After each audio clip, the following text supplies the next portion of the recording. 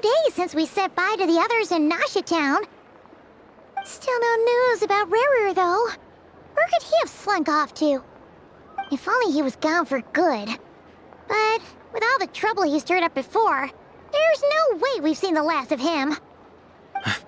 Hello! You must be the traveler in Paimon? Mr. Flins has been looking for you. Unfortunately, there's been a serious wild hunt attack over at the quarry. He thinks it's time to regroup and figure out a plan. The wild hunt? Oh, uh-oh. We better get over there, right away! Come on, let's go!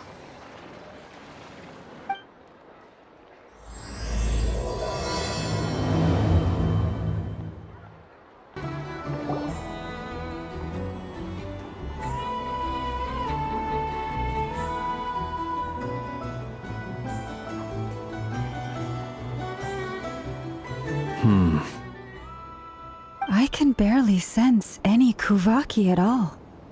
This whole area feels like a soulless husk. Looks like his appetite truly is insatiable. As if the power of that energy cannon wasn't enough.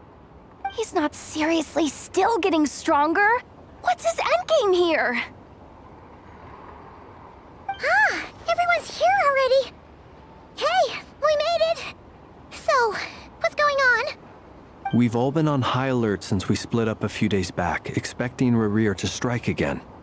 But it's like he just vanished into thin air. No one has seen him nor found any trace of his presence. That is, until this morning, when a ratnik found signs of wild hunt activity while out here on patrol. As you can see, the Crystonite itself is physically intact, but the Kuvaki it contained is all but completely diminished. And we're sure that Rerir did this. Who else? He's the only one who could pull off a stunt like this.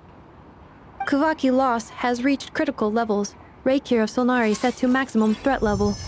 Warning, unless de-escalation measures are taken soon, he will pose a threat beyond our ability to contain. The consequences could be catastrophic. Traveler, do you remember when we encountered Rerir just after regaining his body? There wasn't a shred of sanity left. Nothing but madness and rage. Yeah, didn't he shout out a bunch of names? Then he started raving about how nothing in this world mattered to him. Oh, Paimon gets chills just thinking about it. Oh, but the thought that he's still out there, lurking somewhere in nodkrai, waiting for his chance to strike? Oh, even chillier! Last time we fought, we were already at a disadvantage. If he has such overwhelming strength, why would he suddenly go into hiding? Yeah, if I were him and I wanted more Kuvaki, I'd just take it by force. No point staying in the shadows. Unless something went wrong. His whole resurrection thing didn't exactly go smoothly. The other thing is, how does someone who's completely lost their mind still have the wherewithal to cover their tracks so perfectly? Beats me. According to certain medical studies, insanity does not always entail a complete loss of rationality. It may be that he is simply living in a world of his own. That actually sounds about right. He was ranting away to himself the whole time, like he had zero interest in talking to us. There are many unanswered questions here. He could be right under our noses, and we'd still be in the dark. Besides his name and title, we know little about him.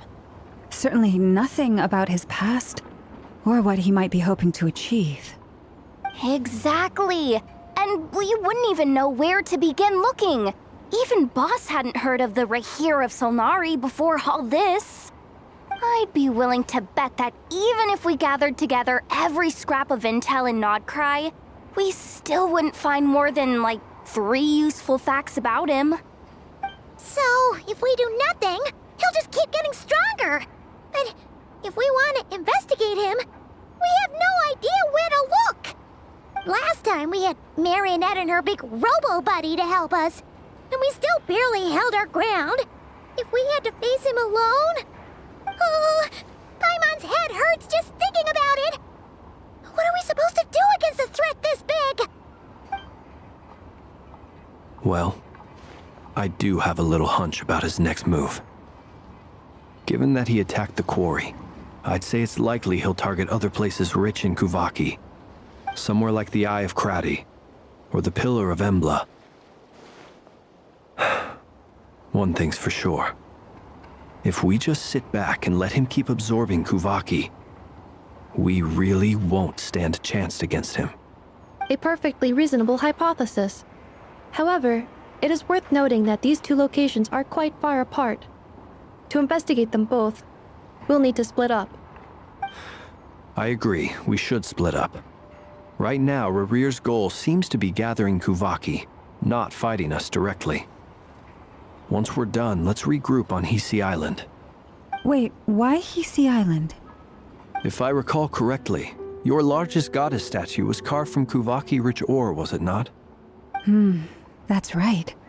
Yes, it could well be a potential target of his. I should head back and start evacuating the pilgrims.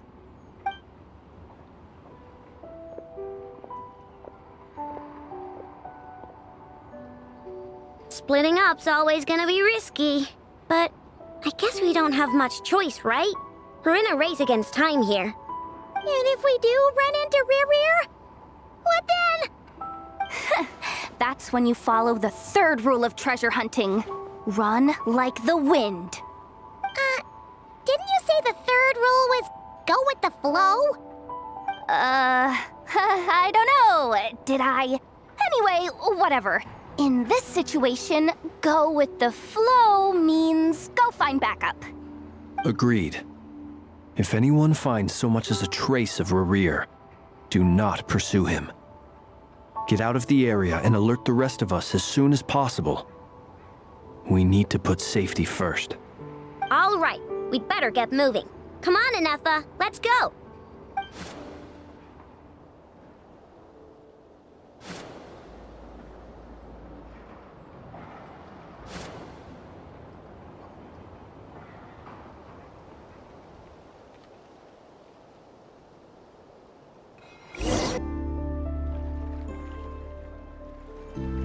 Any leads? Nope. Diddly squat. No clues to where he might be hiding. It's like he's a ghost. It feels like we're sitting on a powder keg that could go off at any second. Oh, I hate this feeling.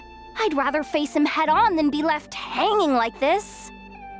So, you guys didn't find anything either? Not loving the word either.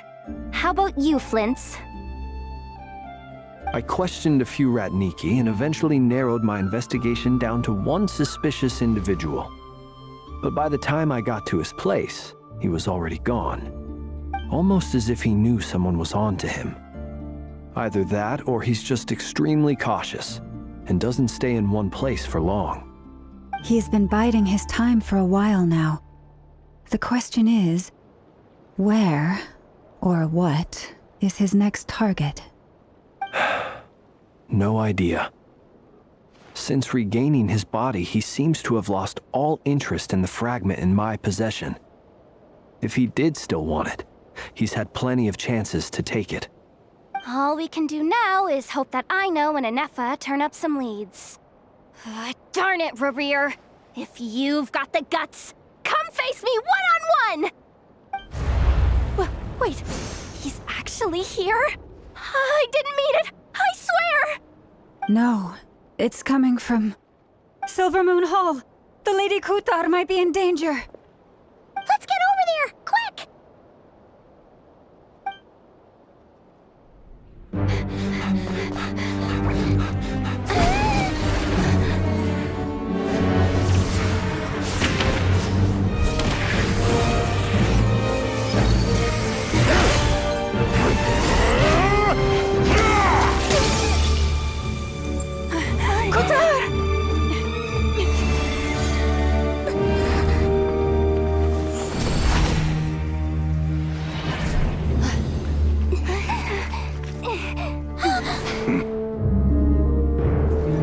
Why is he attacking the Damselette? What's going on? No time for questions.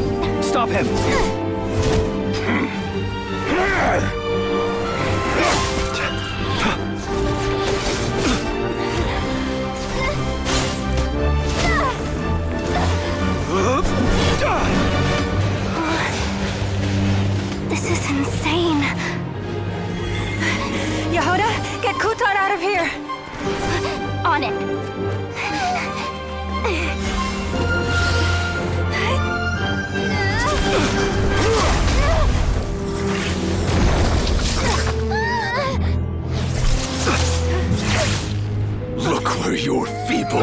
has gotten you. Now, you shall plunge into darkness. Tholindis, soon, I will find a way. Watch out!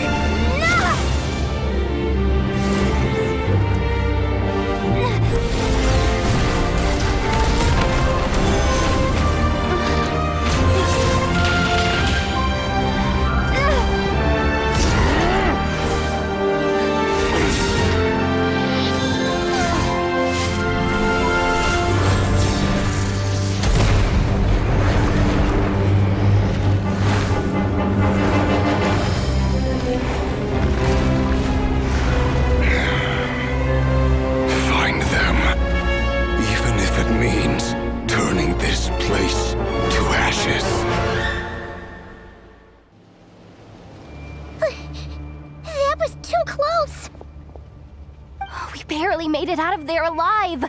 What's that guy's deal? How'd he get so crazy strong? He's a threat to this entire nation. I doubt his strength could even be measured by conventional standards. I have a question. When me and Ineffa showed up, we saw him chasing after this lady like he wanted her dead. What was that all about? We weren't there for the whole thing either. They were already duking it out by the time we arrived. Yeah, we didn't see how it all started. It all escalated so quickly, we had no choice but to step in. Kutar, can you shed any light on the situation? Kutar. Cross-checking database. I see. So you're the one that the Frost Moon Scions refer to as the Moon Goddess? Wait, she's the Moon Goddess? Oh, no wonder she looks just like all those statues. There are many reasons why people might worship the moon, and just as many why they might despise it. I've never met that person before, but there was no mistaking his deep-seated hostility towards me. Why he holds me in such contempt, I cannot say. But since he hunts the power of the moon, it's no surprise that I am a target.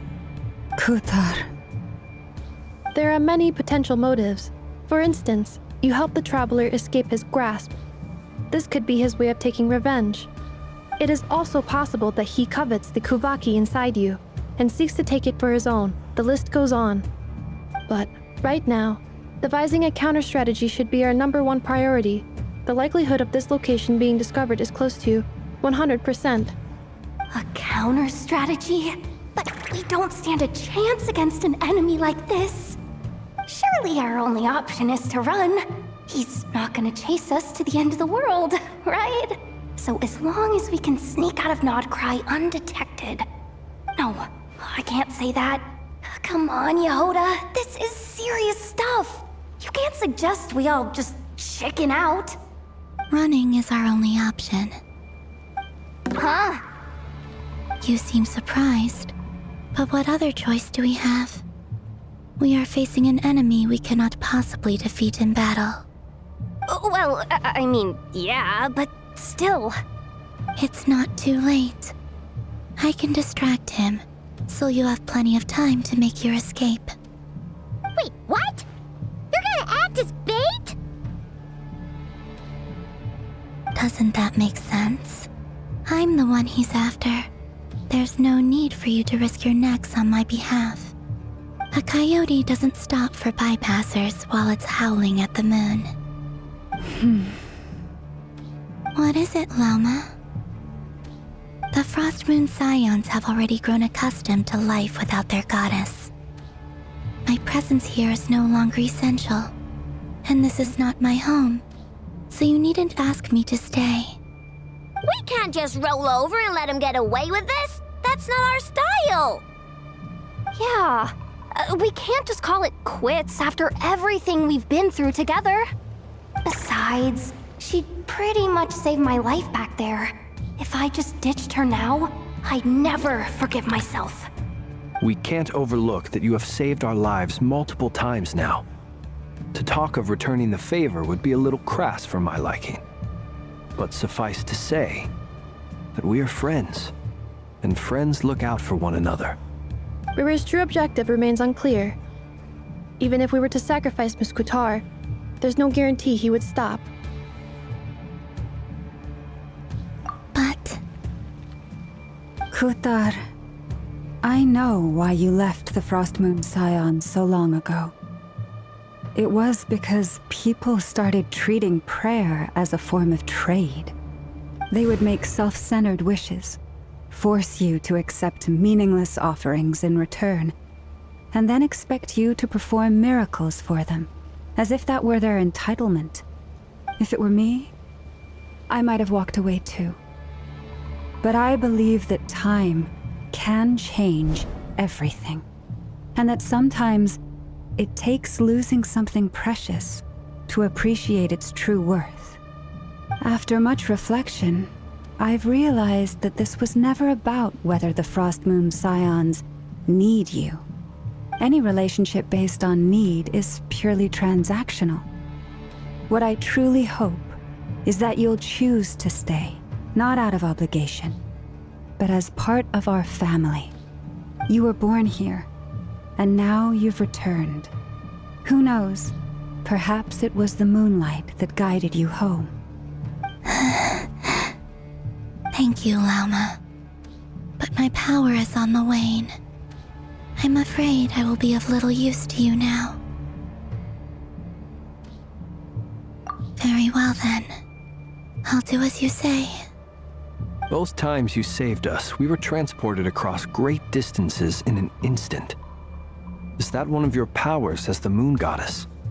It is, but I find it very draining.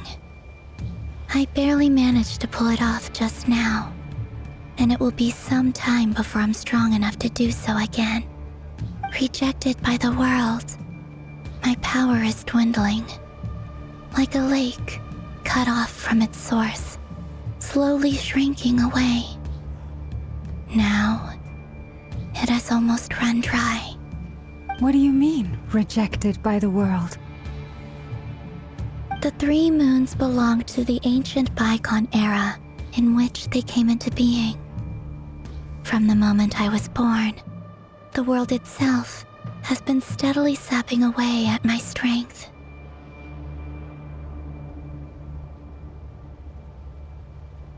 The 3 moons are not one and the same. As the goddess of the Frost Moon, I cannot wield the powers of the other 2. Yet moonlight has a way of blending together. Each can reflect the other's glow. So when our fingers touched, I was able to restore my strength by drawing Kuvaki from the eternal moon's marrow. But this method of recovery is painfully slow. If only we could find the... It's the Wild Hunt! Even faster than we expected. We'll have to finish this conversation later. See how those Wild Hunt creatures are running away from us. They're likely just a scouting party, which means Rerir won't be far behind. Then what are we waiting for? Let's get the heck out of here!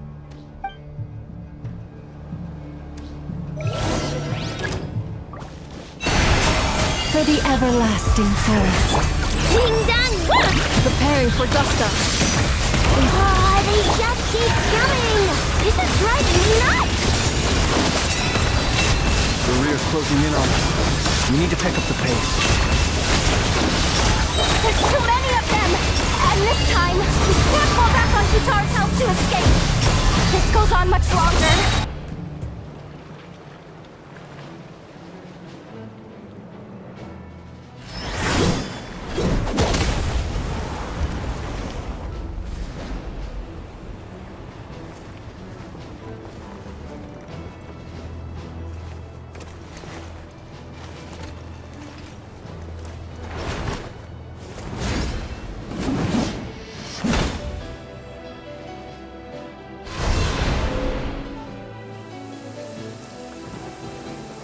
What's the matter? Bit off more than you could chew?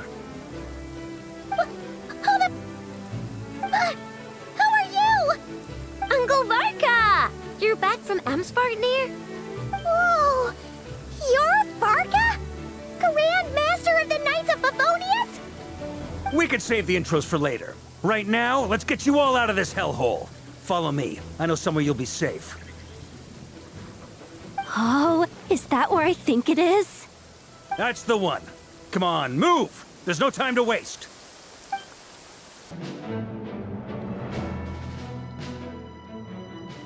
Wow! Where are we? This is so well hidden. Well, that goes without saying. This is the Knights of Favonius' meeting place in Nodkrai, and a contact hub for the Northern Intelligence Network. AKA, the black market of intel. No matter what faction you're with, it's the place to buy and sell information. Their headquarters are in Nodkrai, but they've got contacts in every nation. As an expeditionary force on foreign soil, working with them has offered us the most effective way of getting our hands on reliable local intel. This is where we meet, so naturally, it's secure. Anyway, where were we? Folks from Nodkrai should be pretty familiar with me by now, but I believe this is the first time we've met. Allow me to introduce myself. I am Varka, Knight of Boreas, and Grand Master of the Knights of Favonius. We've heard all about you. This meeting's been a long time coming. You look way younger than Paimon expected, but you definitely have that Grand Master vibe. Well, I'm no spring chicken. Just not showing my age yet. Definitely feeling some of that back pain today, though. Rushed back from Varka without a wink of sleep, only to get right into another fight with that freshly revived maniac. Another? You mean you fought him before? Yep.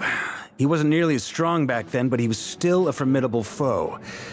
I brought some of the knights along to give him a little surprise, but he saw us coming from a mile off. My squad took heavy injuries, and I barely made it out alive myself. We knew it might have been our last chance, so we staked everything on it. But still, it wasn't enough to stop him. I tried tracking him down afterwards, but he didn't leave a trace. Even in his unhinged mental state, he's as cautious as any trained operative. So, I decided to come find you. And as luck would have it, turned up to find you being ambushed by the Wild Hunt. The rest, you already know. Is that why he's been frantically absorbing Kuvaki these past few days?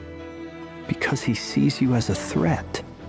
Maybe I'm part of the equation, but even if I weren't, I'm sure he'd still be gathering power.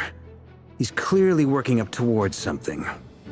Note to self, Uncle Varka's strength rating officially upgraded. Guess it's my turn to ask questions now. So, what exactly has been happening in Nodkrai? Why has the Wild Hunt returned in humanoid form? And why is it after you? That's a long story, but I'll try to make it quick.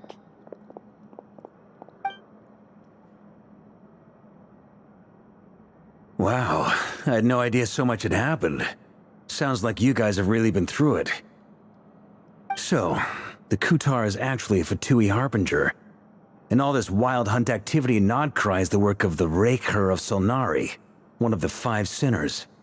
That's a lot to take in. Need some time to wrap my head around it all. I'm truly sorry, Mr. Varka. You stood with us against the Wild Hunt, and did everything you could to stop it from escalating into a full-blown catastrophe. And then, the one time you're away, it all comes to a head and all your hard work gets undone. You've got nothing to apologize for, Miss Moonchanter. You can plan 100 steps ahead and still slip up. That's just life. No one knows what tomorrow holds. You can't predict which way the wind will blow next. And, to be perfectly honest, I can't say I'm surprised. For all the times we've defeated the Wild Hunt in the past, we've never been able to completely wipe it out. Turns out, we were just delaying the inevitable. But now that a new variable has come into play, fate may well take a different course. A new variable? You mean Us? Who else? And in a strange way, I think his resurgence might not be an entirely bad thing. The Wild Hunt is like an unrelenting force of nature, but Rerir is an individual with an agenda. He's gotta have a weak spot somewhere. That said, while Aino was explaining everything just now, some of the points that Mr. Flins added caught my attention. You mean about our mystery ally? That's right. From what you said, not only did they lead you straight to some key files, they also shielded Hisi Island from a lethal Kuvaki blast. I don't know who or what could pull something like that off. Heck, even Miss Columbina doesn't have a clue. I hadn't heard the story about those files. Would you mind repeating their titles for me? Wild Hunt Phenomena Log, a nodkrai and Ratnik's Field Journal, and Kuvaki Survey Log. Oh. No. Still doesn't ring a bell. Another dead end. Guess all we can do now is hope that our mystery ally keeps showing up when we most need them. Still, it's safest to assume they won't be intervening again. From here on out, we'll have to resolve this crisis by ourselves. Your intel also explains something else I've been wondering about. The reason I led my team to Vedrfolnir was because we'd had reports about a possible source of the Wild Hunt showing up there. But once we looked into it, it turned out to be a red herring. I don't know who was behind it, but clearly, it served its purpose. I doubt it's by chance that he happened to make his comeback while my attention was diverted. And from everything you told me, it sounds like his scheming began well before his return. So maybe luring me away was all a part of his plan. But is it even possible that he orchestrated all of this by himself? The Moon Maiden and the Rerir of Solnari, nodkrai of all places. The way everything is unfolding, it can't be a coincidence. So, what do we do now? Got any ideas? Right now, we've got at least 3 things to consider. Let's go through them one by one. First, we need to figure out how to take down Rerir. If we can't beat him in a straight-up fight, the rest won't even matter. To my knowledge, the bulk of nodkrai's fighting force is already gathered here. But even with everyone united, we're still no match for Rerir in his current state, let alone with his power still growing.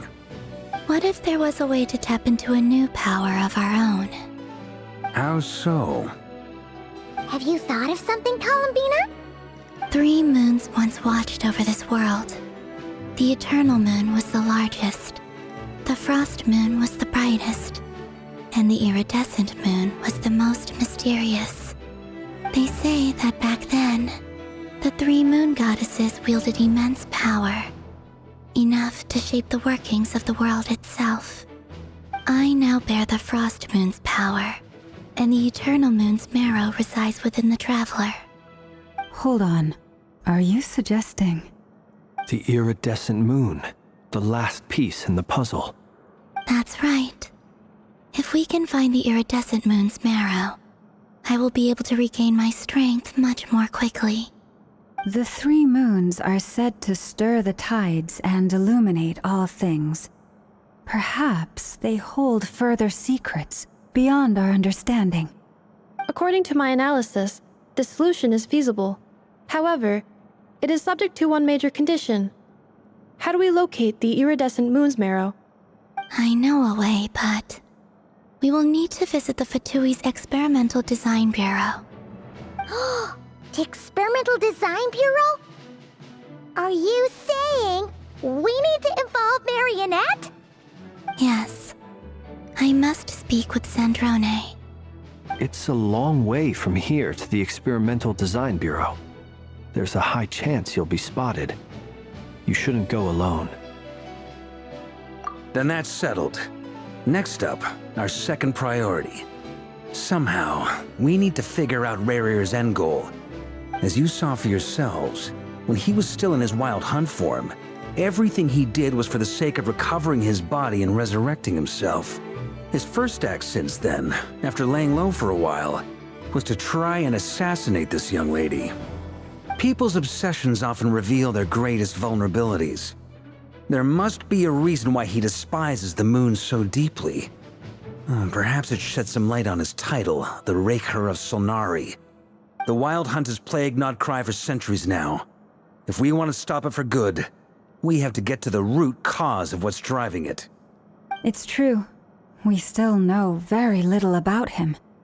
If Kuthar hadn't given us that lead, we wouldn't even know his name. But where would we even start? I doubt even the Intel Queen of Nodkrai has a clue, and she has info coming out of her ears. Oh? That's a rather hasty conclusion for someone who's so painstakingly meticulous when it comes to dealing with machines. Ah, she heard me.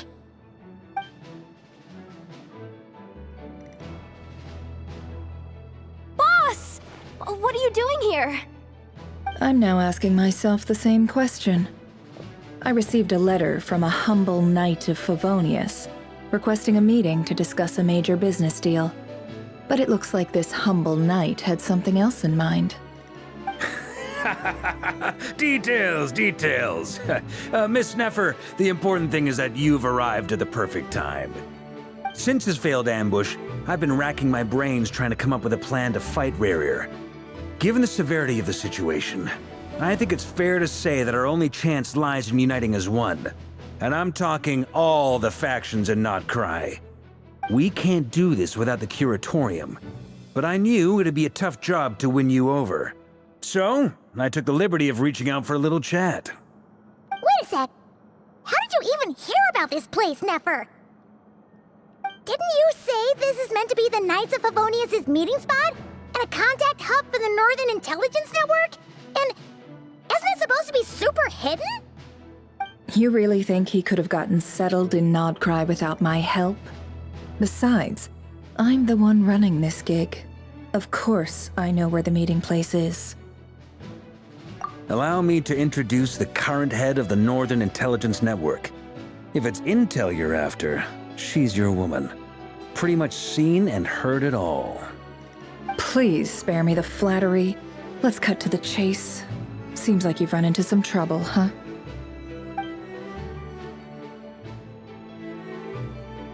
Well, this certainly qualifies as an unforeseen crisis. On behalf of the Curatorium of Secrets, I wish you all the best of luck. So you're just going to sit this one out? Why should I get involved?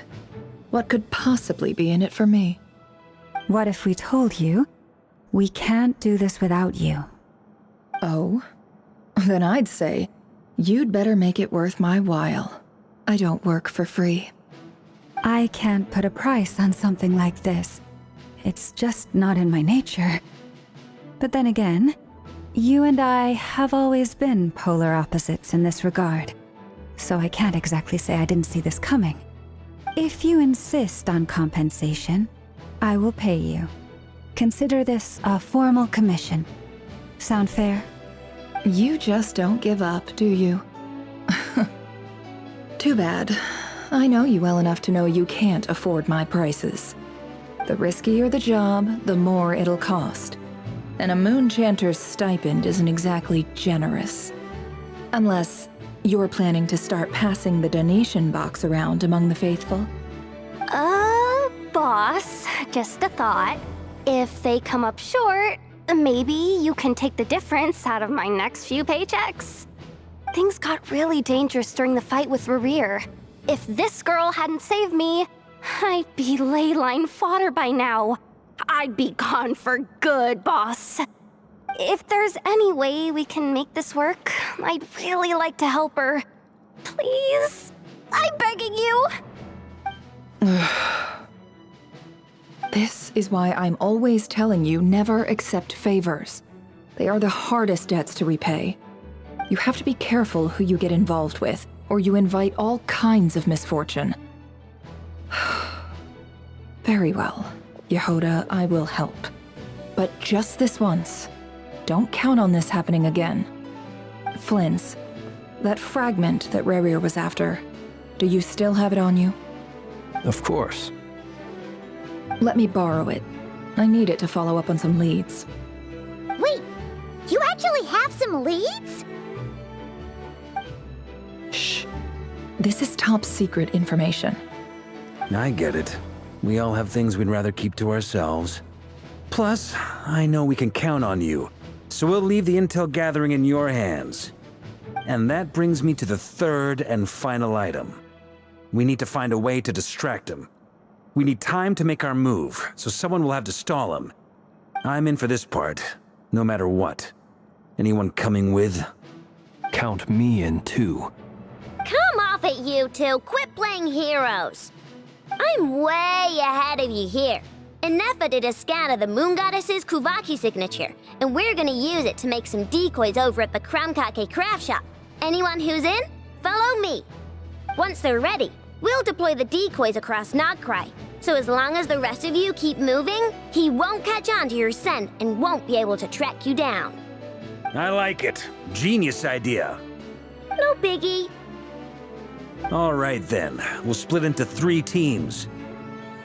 Once your team has finished their mission, return here and wait for the others. Dismissed!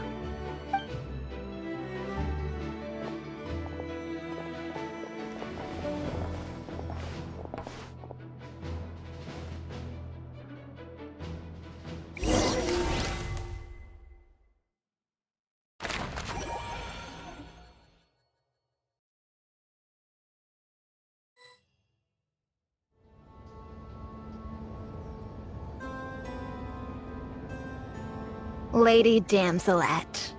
Wait, and you two? What are you doing at the Kuvaki Experimental Design Bureau? We've been doing our best to mind our own business lately. But if you're just gonna waltz up here like this, you're seriously pressing your luck. Don't blame us for doing what we have to. Huh!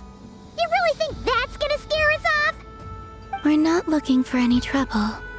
I just want to see Sandrone.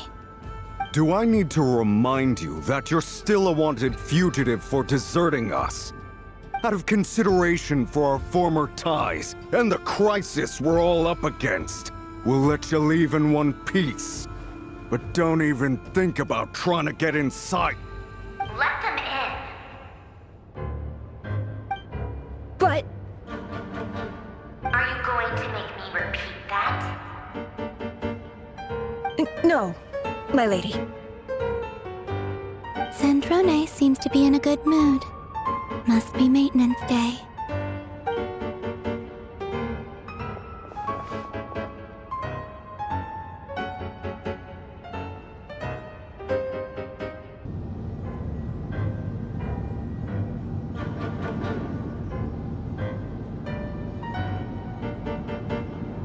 So tell me, to what do I owe the honor this time? Actually, before you answer that, just so we're clear, we're not colleagues anymore, Columbina. I don't owe you anything. I promise it's nothing big. It seems like you've gotten the wrong idea here. The only reason I let you in was because I was bored. It seemed like a way to kill some time and satisfy my own curiosity. Whatever miscalculations I may or may not have made in the past, I haven't lost the plot enough to even consider sticking my neck out for your sakes. I'd like to speak with Arlecchino.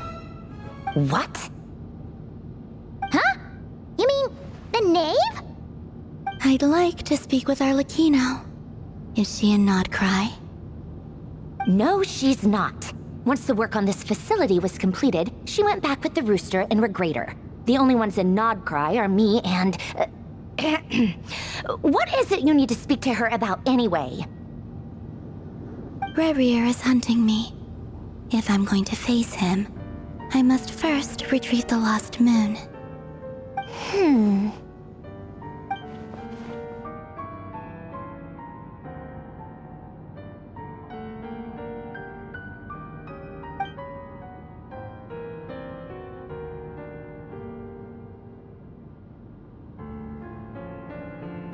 Is that a no, then?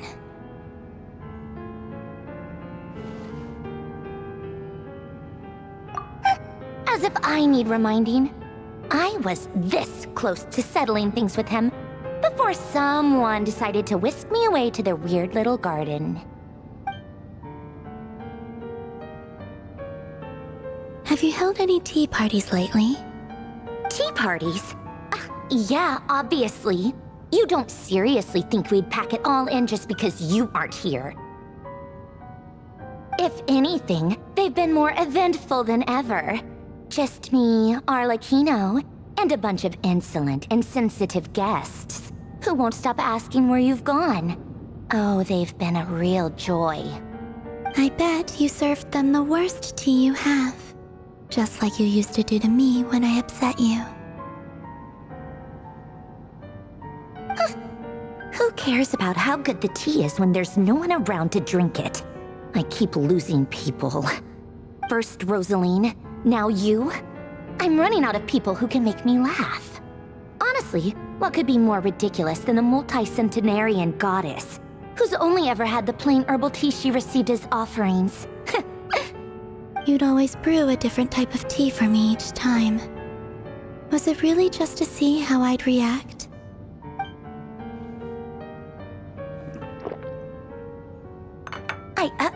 Well, duh. Why else? Watching you squirm was practically my only form of entertainment.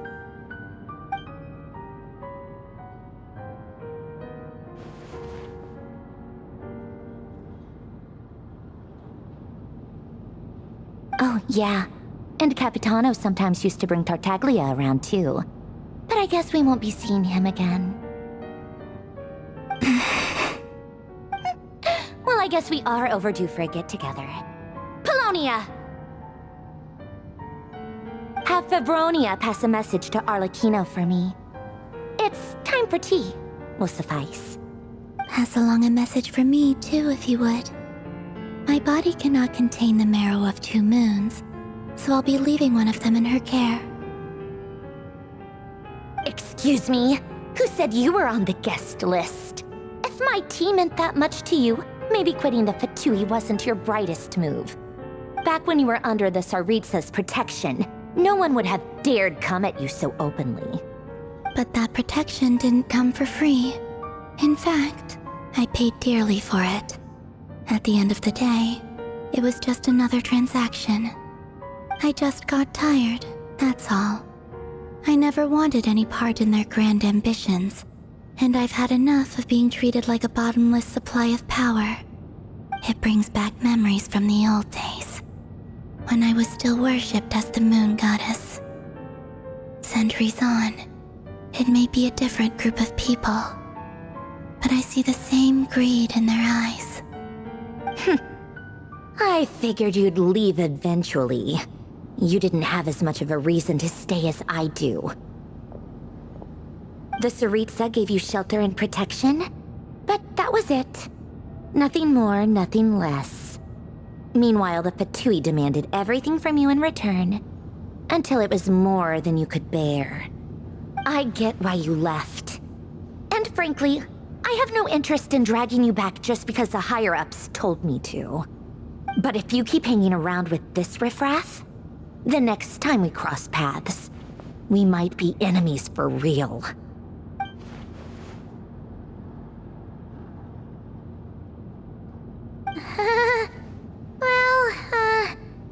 Guess that's our cue to leave. That might be your plan. But it sounds like someone else wants you to stay a little longer. Huh? What do you mean? Listen.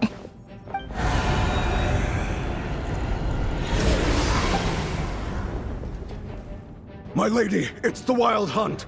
A horde of monsters is headed straight for the facility. Another uninvited guest trying to crash my tea party. Clear the area. I'll handle this. Wait, what? You want us to leave you here by yourself? Huh. You'll be lucky to make it out of this alive. You really think you can afford to worry about me? Go on, get out of here. You may have stopped Polonia from crushing him last time, but I've made sure that won't happen again. The entire Experimental Design Bureau is rigged for war. Stay and watch if you want, but it'll be at your own risk. You're not flagged as friendlies in the weapons system.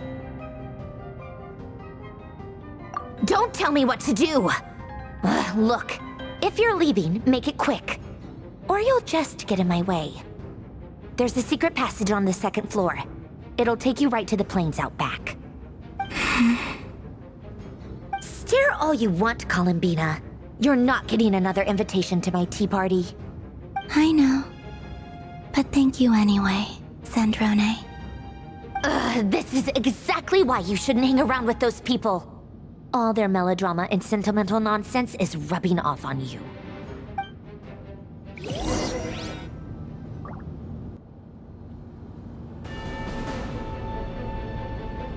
Come on then, Mr. Rerir. Let's pick up where we left off. It's your wild hunt monstrosities versus my beautiful creations. Let's see who comes out on top.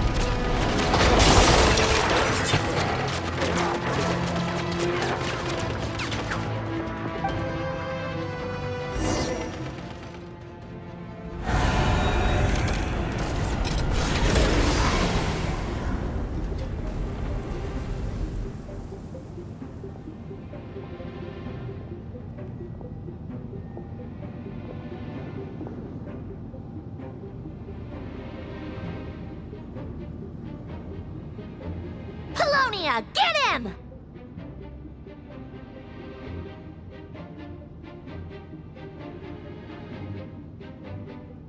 I've upgraded Colonia again since our last encounter, and uploaded every last scrap of your data.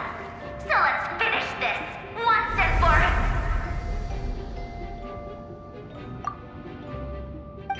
She's not here. Where did she go? Hey! Over here, you big... Cursed moon. Go. Keep searching. She cannot have gotten far.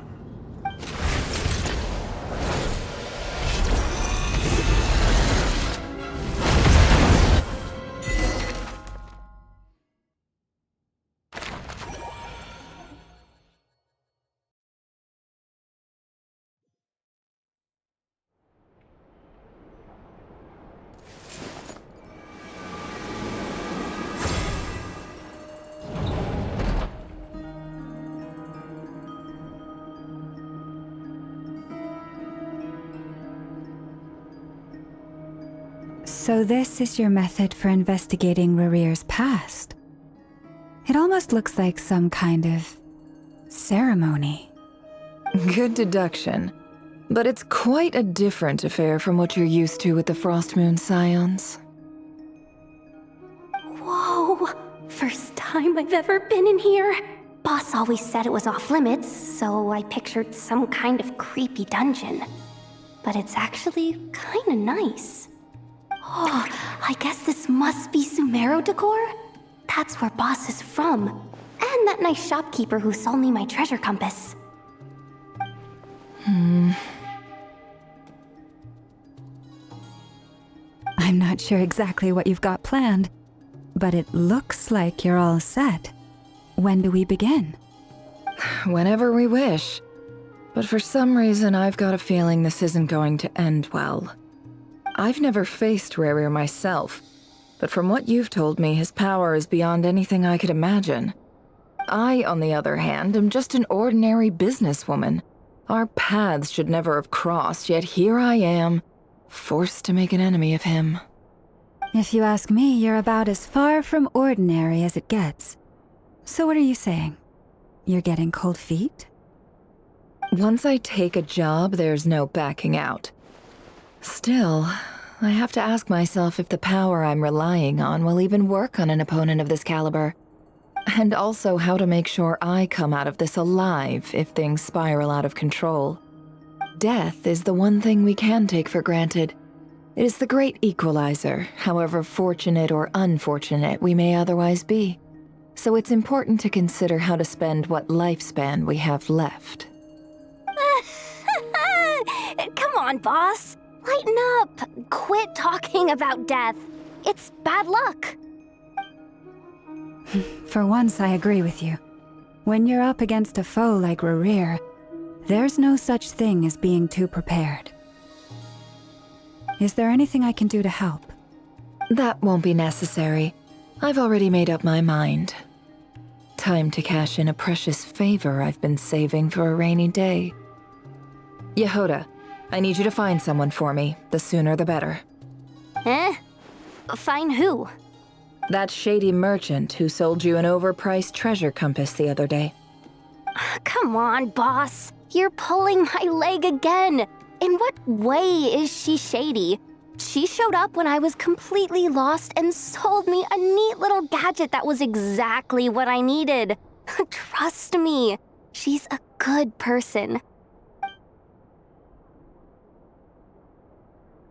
Anyway, I know who you're talking about. Don't go anywhere. I'll be right back. What's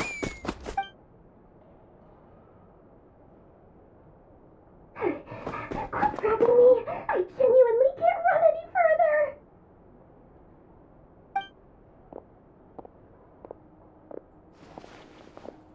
Hey, aren't you?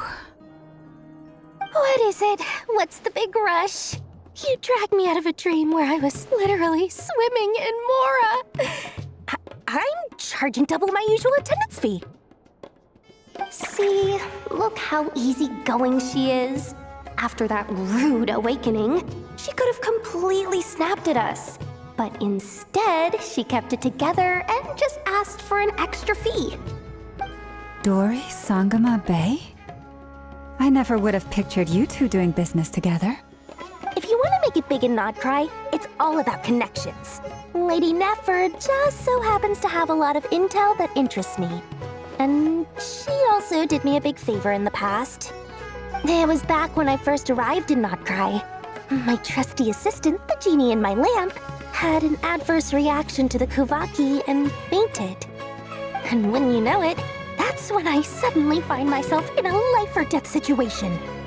Good thing my compatriot was there to swoop in and save the day.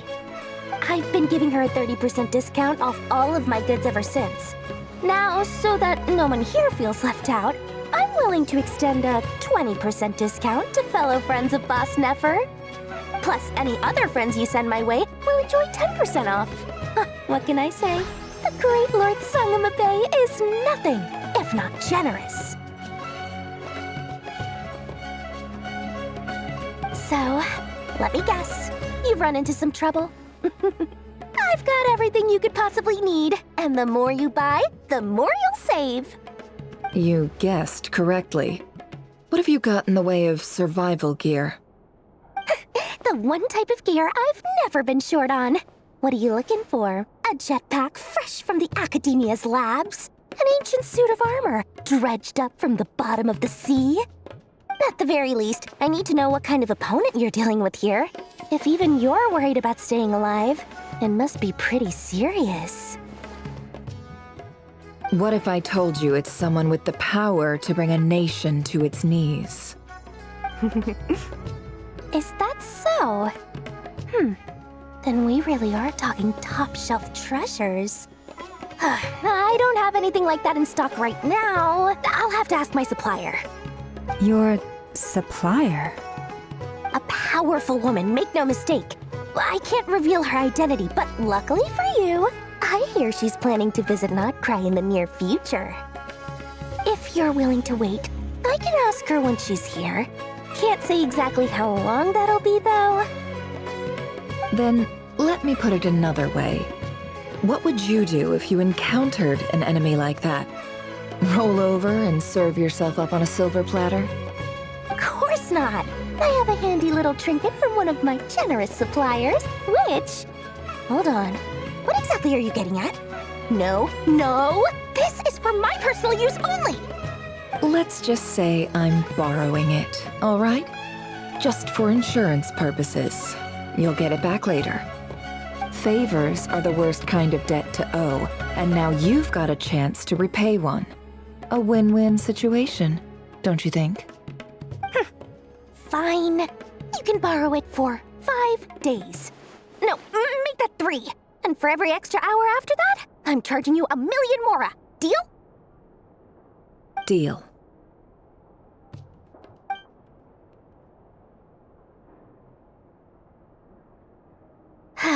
What a way to start the day.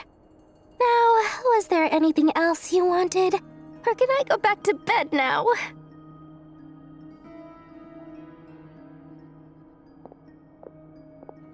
That will be all.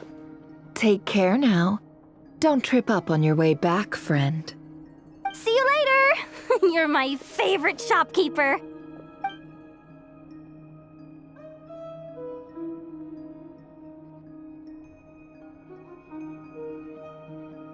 Excellent. Everything is well and truly ready.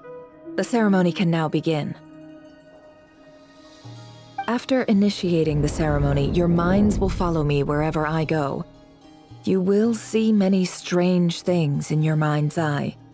So remember, don't be frightened, and don't make a sound. Now then, let us peer into the Rerir of Solnari's past.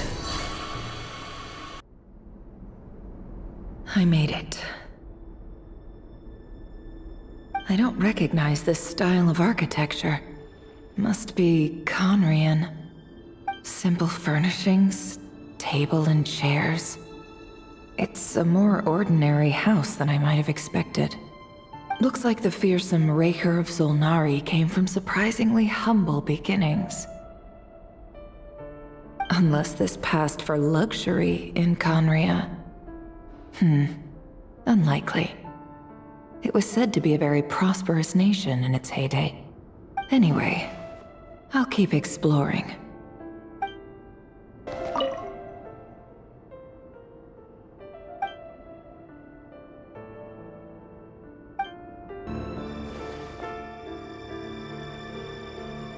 Hi, Rerir.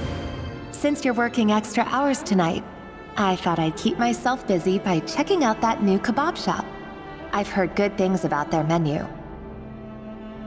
I'll test it out, and if it's as good as everyone's saying, let's go back together sometime.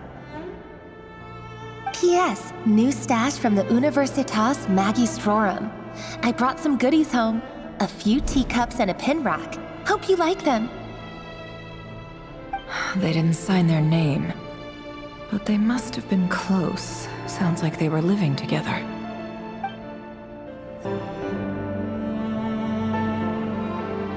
I went over to Joseph's for drinks today. They have a fine collection, but I went alone. Tholindis was tied up with something and couldn't make it. Joseph asked why I came alone, but I didn't really have an answer. He then went on to ask about other things. If you ask me, someone who asks that many personal questions is too nosy for their own good. But if he invites me again, chances are I'd still go. Tholindis. That's the same name Rerir mentioned. Crane imports keep falling. If things don't pick up, we'll soon be back to meat and mushrooms only. Honestly, I'm not a huge fan of that new type of mushroom everyone's been into lately. Didn't it start out as a lab-grown variety? I heard it's even mildly corrosive. Seriously, why would you even eat something like that? I don't care if it's an impressive feat of alchemy. That just isn't the kind of thing I like to eat. Grain has to be imported, and they're eating a diet of mostly meat and mushrooms. Could it be because Conria is underground, so it doesn't get much sunlight? That would explain why they use so much stone in their buildings. They even use alchemically modified strains for food. Seems like the people of Conria don't have many options when it comes to dining. I've just about saved up enough now. Time to buy it and keep it somewhere safe. Making a big purchase. I wonder what it is.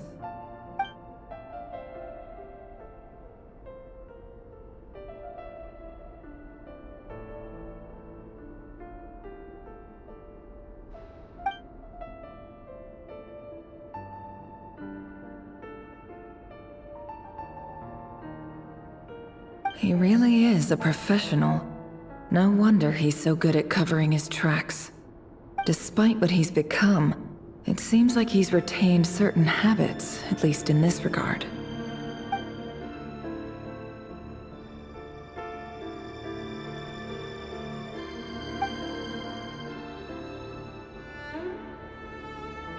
Did Rerir rip it out himself?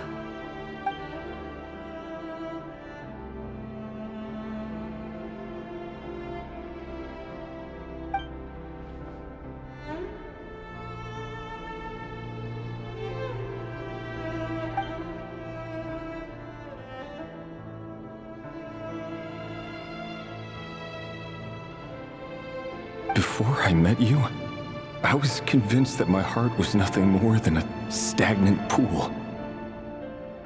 The burial place of a fallen moon. A withered, windless grove where the waters rested forever unrippled. It was you who helped me see that my heart hadn't entirely withered away. That it could still beat to the rhythm of love. This is just trivial sentimentality from the looks of it. Why would he go to the trouble of hiding that? The burial place of a fallen moon. Rerir! Over here! Dane! Oh, and, Vedrfolnir? What a surprise to see you here, sir. Hello there, Rerir. You need not address me so formally outside of court. He doesn't get that much free time, so I invited him over for a drink. Even the court prophet deserves a break every now and then, right? Well, I'm flattered. So, what are we discussing today? Hey, don't look at me. As far as I see it, we don't need an excuse to have a few drinks. Come on, don't give us that. Didn't you say you were about to pop the big question? How's that coming along? Who'd have thought the Great Twilight Sword was an even greater gossip? I just didn't expect you to be the first one to settle down and get married, that's all. Yeah.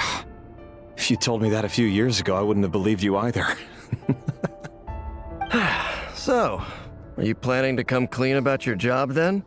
I'm guessing you still haven't told her. Sure, I'll have to tell her at some point. But I'll need to pick the right time and place. To be honest, I have no idea how she'll take it. Come on, stop being such a pessimist. For all you know, she could be thrilled. I bet she'll be much more impressed by your actual job than the one she thinks you're doing now. A member of the King's Guard. Quite the cover story. Does the king himself even know? Of course he does. Anyway, enough about me. How have you been? Me? Same old, same old. Nothing much to... Huh? What's up, Ved? It's nothing. Vedrfolnir, Dainsleif's elder brother. Renowned throughout the court of Conria as the Visionary, and said to possess a wisdom far beyond the reach of any ordinary man. And yet, despite the gulf between us, he seems to have something to say about me. Does he even know me? Does he see me as a friend of his brother, or just another of the Vinster King's blades? Why did he react so strongly? Was it really to do with what we were talking about? Brown, curly hair and brooding blue eyes. So this is what Rerir looked like back in the day. Perfectly normal. No different from anyone else. As frightening as this monster is in the present, there's something even more unsettling about seeing the human he used to be.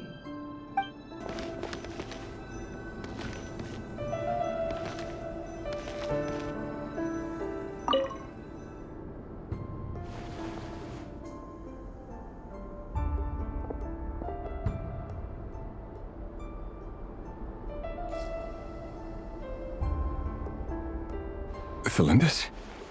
You're back early? Our equipment's being serviced today, so I got off earlier than usual. How's your day been? Aw, why the long face? Is something the matter? Has your boss been giving you a hard time again? Went for a drink with Dane and the others after work. Isn't that a good thing?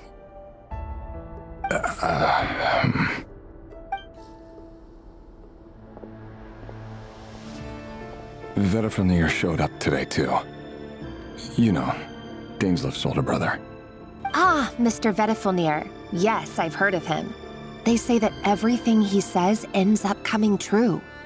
He overheard Dainsleif mention that I'd recently proposed, and seemed to have an issue with it. But when I asked what it was, he kept it to himself. So, you're worried? You can be such a child sometimes, Rerir. We're nobodies. Why would the visionary be concerned about us? I'm sure someone in his position has much bigger fish to fry. Maybe you're right. You worry too much, Rerir. We've been together for ages now, and everything's been going so well, has it not? You've even proposed to me. So, you do remember. Tell me then. What's your answer? Like I said, I need some time to decide. You can't just rush into things like this. We may be nobodies in the grand scheme of things, but if we want things to work out, we've still got to plan ahead. All right. Take your time. Just don't keep me waiting forever. Nobodies. Sounds about right. In the eyes of people like Vedrfolnir and Dainsleif, what do we matter? Can someone whose gaze is so fixed on a far-flung future even see the present clearly? Besides, the Dynasty's fate rests with the king and his inner circle. Whatever I do, it won't make much difference. Meanwhile, every idea they come up with and every decision they make, it affects everything. These days, the king is lost in his research, and the purge of the Crimson Moon bloodline grows ever more intense. The opposition tried to speak out, but nothing came of it. And I'm under no illusions as to why. Because we eliminated them and got rid of their bodies. A man can have 1,000 reasons to carry a sword, but there are few good excuses to use it.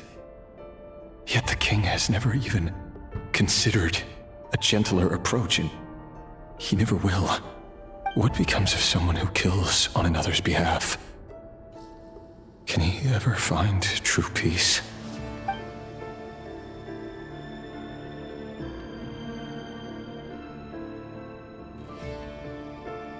Tholindis?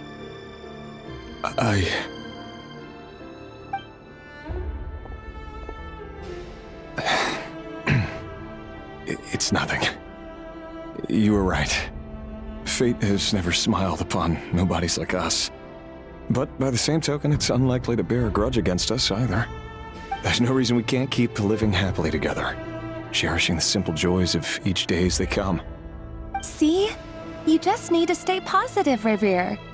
I can feel your warmth, your breath. You're right there, right by my side. Just seeing you makes me happy in a way I can't explain, and that's something that no one could ever take away from me. So smile, my love. Let go of that frown. You're right, Tholindis. I've just been overthinking things. That's better. Getting caught up about things like this will only ruin our evening. Speaking of which, all set for the ball tonight? I need to go get ready. You go ahead. I just have a few things to take care of, then I'll come join you. Even busier than the big shots, huh? Fine, I'll go get started. But don't be late. If you keep me waiting too long, I won't be a happy bunny. Relax. I'll be there. Seriously, though, you drive a hard bargain. You're really gonna leave my proposal hanging and still expect me to take you to the ball? Well, that goes without saying. I already told everyone I'd be coming with a dance partner. Besides, they're two completely different things. Let's take it one thing at a time, all right? All right. White outfit it is. It seems like Rerir was deliberately hiding his ties to the intelligence services by giving the impression that he was just an ordinary member of the Venster King's Guard. He clearly doesn't want his would-be fiancée to know about his other life. Then again, that's hardly surprising. People in the intelligence trade rarely do. Who'd have thought we were in the same line of work? Let's dig a little deeper.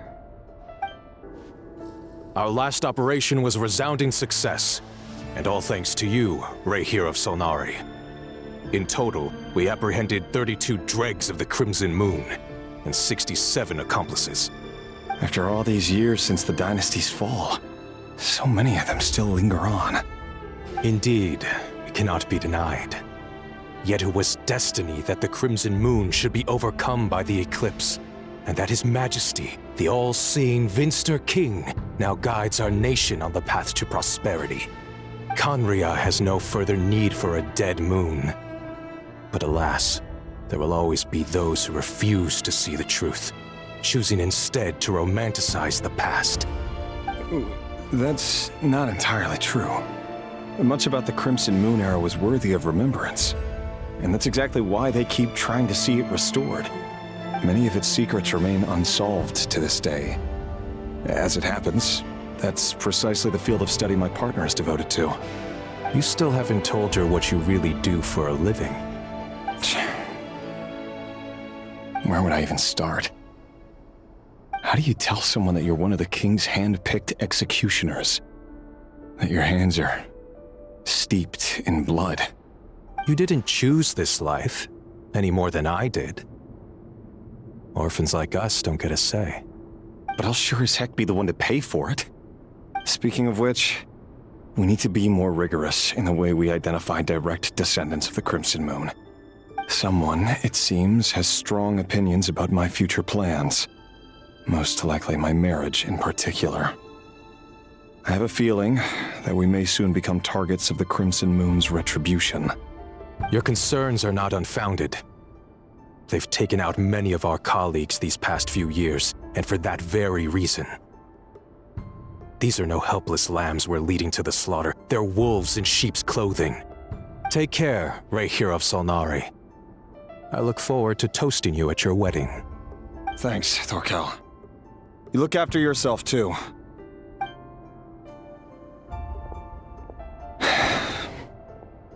Tholindis, I never wanted to keep this from you. You're the last person I would ever want to lie to. But that's exactly why I can't tell you everything. There are things you shouldn't know. Things you cannot know. The moonlit dynasties are a thing of the past. Yet even now, with the sun shining high in the sky, there are those who would call forth a dead moon's ghost. Could that be why Vedrfolnir held back? Or was it because of some court secret he's not at liberty to share? I have to get a clear answer from him. No matter what happens, I will protect Tholindis. Rerir seems to be very concerned by Vedrfolnir's reaction. Vedrfolnir and Dainsleif, the Visionary and Twilight Sword. So that's what they were really like. I've investigated this whole area now. There doesn't seem to be any other memories here. Should I try somewhere else? Wait a second. What's this black smoke?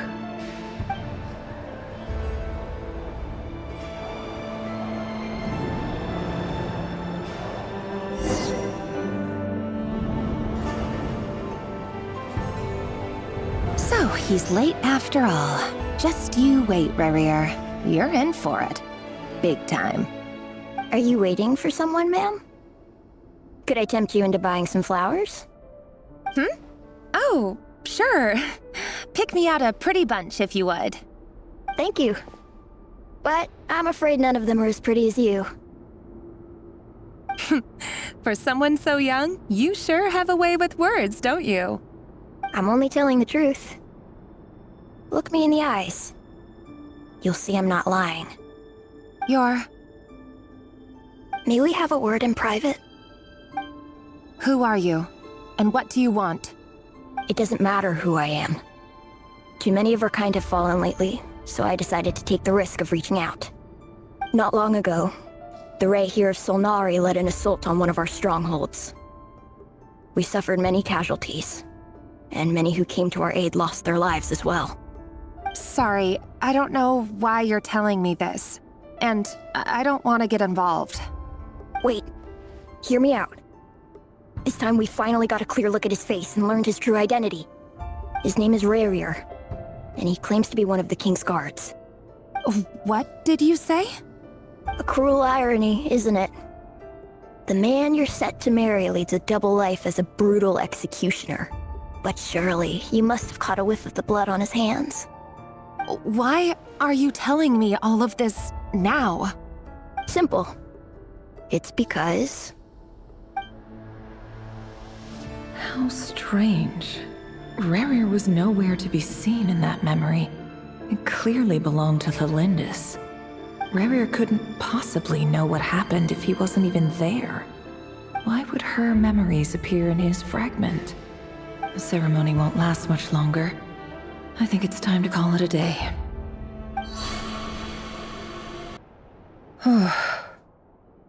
So that was your doing? Did you just pull us inside Rerir's fragment to spy directly on his memories? Any more questions, and I'll have to start charging. I had no idea you could do that, boss! Seriously, that was amazing! We're not worthy. We're not worthy! I gotta admit, though, I'm itching to see what happens next. Feels like we barely scratched the surface. I'm just as curious as you are, but the ceremony only allows for limited time inside. That's all we can see for now. Luckily, we managed to learn quite a lot. So far, so good. I just hope the others are doing okay too. Especially the group with the Traveler. Their mission is a risky one. Let's hope it's all going smoothly. If you're worried about them, go see how they're doing. If I know Boss, she's gonna need some time to write up all the details and make sure it's all coherent. I'll stay behind to lend a hand, but feel free to head back and meet up with the others.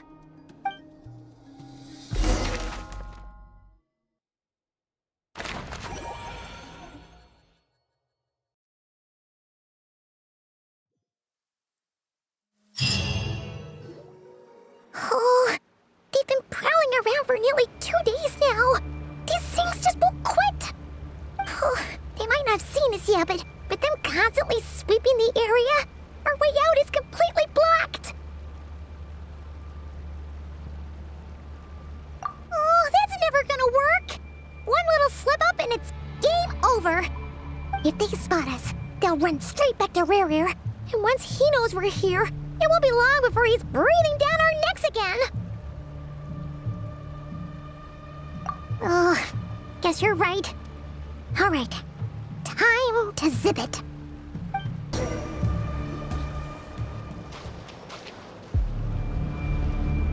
Oh, there's no end to these things.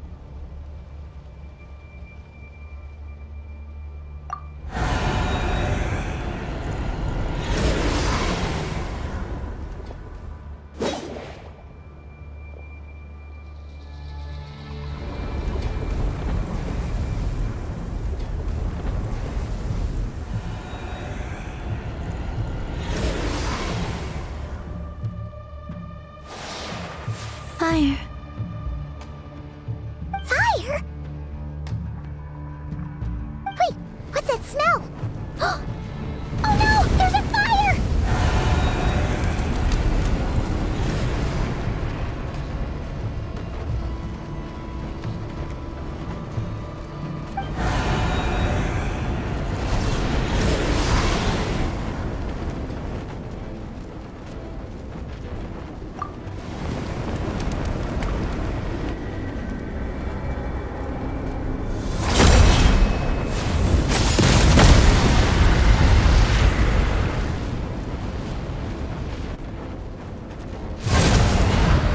Sandrone was right.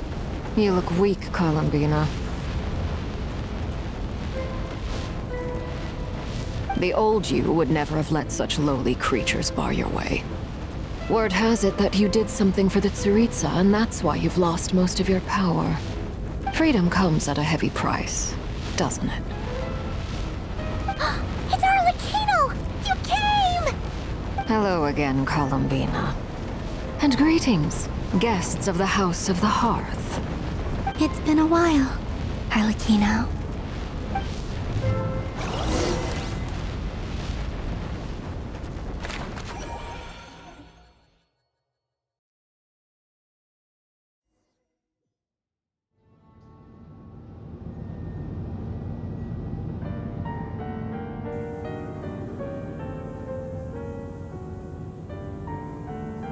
Stupid Rerir of stupid Solnari. Ugh, whatever. I've got all the data I need. Next time we meet, you're finished.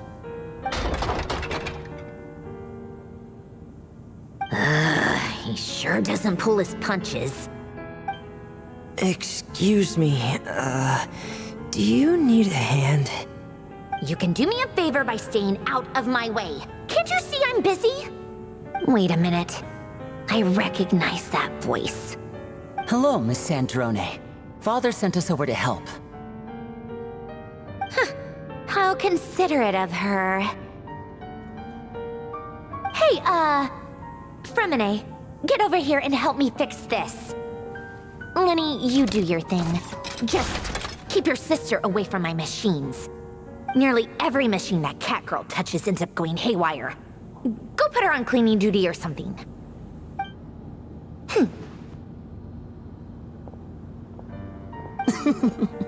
Then let's start downstairs.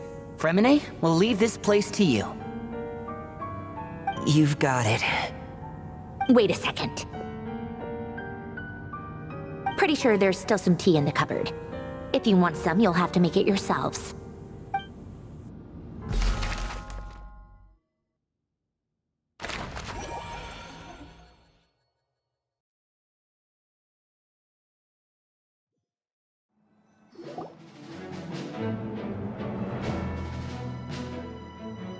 It's a relief to see you all made it back in one piece. Huh? Feels like there's quite a few people missing. Where's Flins and the others? And what about Nefer? I returned ahead of them. Flint is helping Aino and Ineffa to set up the decoys and buy us some time. As for Miss Nefer... Boss is still wrapping things up on her end. She sent us back to fill you all in on the top secret intel we've been gathering. I see. Then let's get right into it. But first, who do we have here? You brought someone else in to help? Greetings. I was invited here to help as a longtime Tea Party companion of Columbina's. You may call me Arlecchino. Surely it can't be. Those eyes. Oh, where have I seen them before? Wait, of course. In those memories we just saw. The only Arlecchino I know is the fourth of the Fatui Harbingers. So either you share a pretty uncommon name, or you're more than just a Tea Party buddy.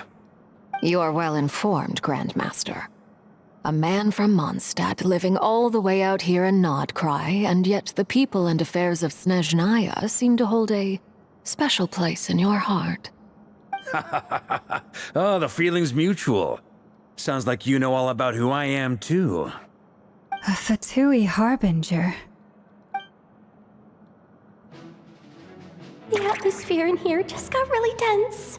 Guess we can't just start trusting Fatui Harbingers, even at a time like this. I must admit, though, I'm a little curious. Seeing as the moon goddess no longer belongs to the Fatui, what makes you so willing to put your neck on the line here? Nor does nodkrai belong to Mondstadt, Mr. Varka. Yet still, you're fighting for it all the same. Things don't always have to have a tangible payoff. Sometimes, stopping things from spiraling out of control is a higher priority than chasing the spoils of victory. Of course, I can't say there's nothing in it for me at all. But that's between Columbina and myself.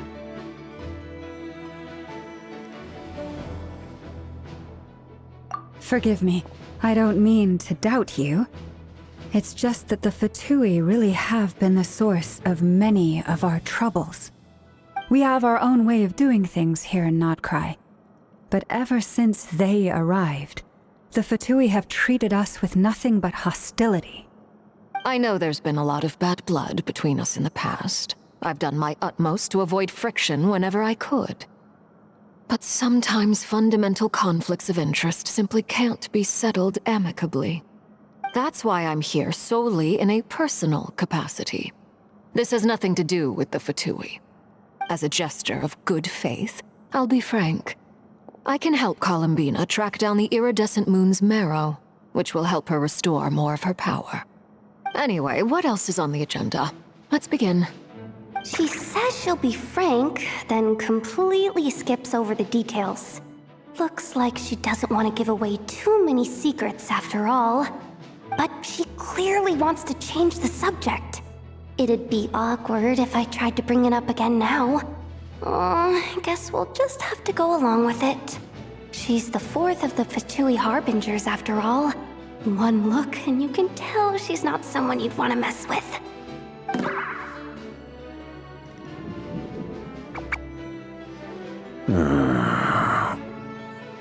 Well, since Miss Arlecchino sounds confident in her ability to handle that, we'll proceed to the next topic. Jahoda, time to share that top-secret intel. All right, listen up, everyone. First, we now know that Rerir was originally a Conrian secret agent whose primary mission was to hunt down and assassinate the so-called Dregs of the Crimson Moon. The Dregs of the Crimson Moon? Mm-hmm. In the memories, there was a lot of talk about the Crimson Moon and Eclipse, and a whole bunch of other stuff from the time of Conria. To my knowledge, those were the names of two different Conrian dynasties. Long, long ago, it is said that the people of Conria worshipped the Crimson Moon, drawing a mysterious power from its reflection. But one day, a coup saw the Crimson Moon eclipsed, hence the name of the new dynasty that replaced it, and how it became the new emblem of Conria. Still, long after the Crimson Moon dynasty had fallen, the last ruler of the Eclipse dynasty, the Vinster King, still coveted the secrets it left behind. So, he sent the Rerir of Solnari to secretly hunt down the Crimson Moon's few remaining followers. In those days, Rerir showed no signs of madness. In fact, he was as normal as any other person. Oh, and he had a fiancé, or at least a would-be fiancé, called Tholindis. What's the matter?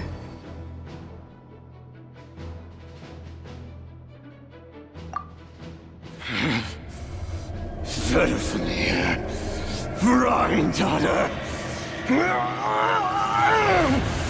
Tholindis.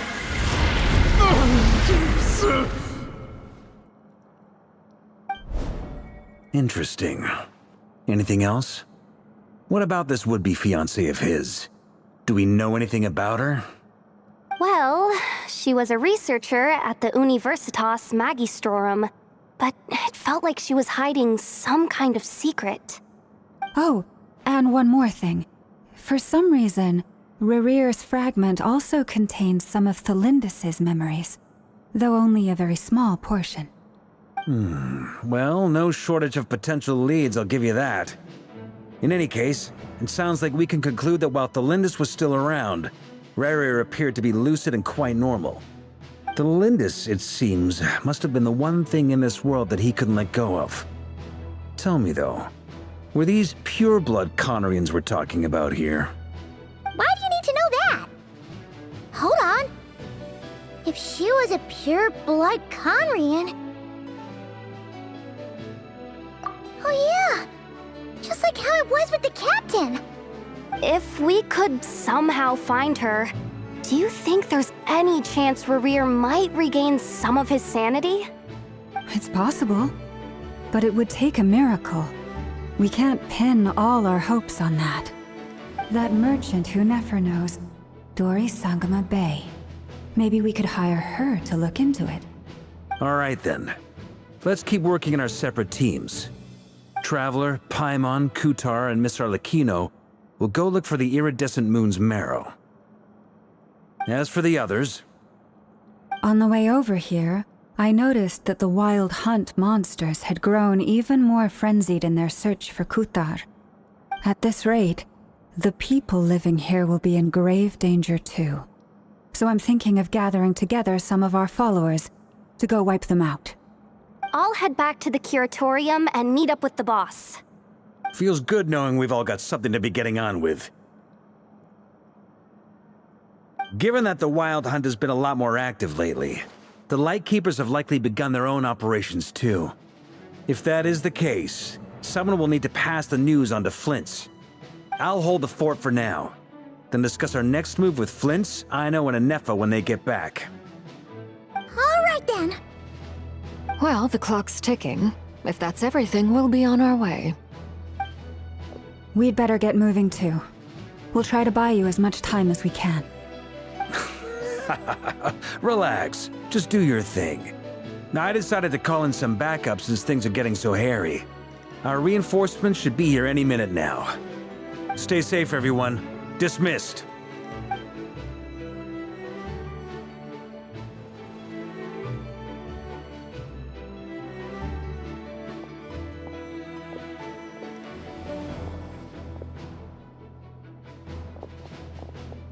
We're back. Did we get here a little early? Or a little late? A tad late. The others have already set off. To summarize, our resident moon goddess has found us a new ally, and Boss Nefer has uncovered some promising info. Everything going smoothly on your end? Not great. I don't know how long we can stall them for. The decoys are getting taken out way faster than we imagined. I'm gonna make some more later, but I need a timeout first. I'm so tired right now. Oh, right! Ineffa, could you fill in Uncle Varka on what we just discussed with Flins? Sure. Uncle Varka, you previously told us about how when you went to investigate a source of the Wild Hunt in Varka, you discovered that it was just a diversion. But according to Flins's intel, several outbreaks of the Wild Hunt had already occurred in Nodkrai in the period leading up to that. That was before Rerir had regained his body, when he was far from regaining his full strength. In other words, in theory at least, he still lacked the means to act in two places at once. Flins, with everything that's been happening, the Lightkeepers across Nodkrai are rallying to fight back against the Wild Hunt. They're gonna need your help. I know, I'm sure you're capable of coming up with something far more effective than decoys. But for now, you should stay here and get some rest. Ineffa and I will head back over to Varka to see if there's anything I missed. I told you Uncle Varka would say that, didn't I? A deal is a deal. Not a word about my snack intake for the next week. Database updated. Reliability of Aino's predictions increased. What does that mean? They were betting on how you'd respond after hearing their intel. It's the obvious choice, isn't it? That's hardly worth betting on. We already decided that Ineffa should go investigate the situation over at Varka on her own. You might as well stay here and keep watch. Someone needs to hang back and oversee our strategy meetings. And besides, you still haven't fully recovered from ambushing Rerir. So I've ended up with the easiest assignment. Well, I appreciate it, everyone. See you when you get back.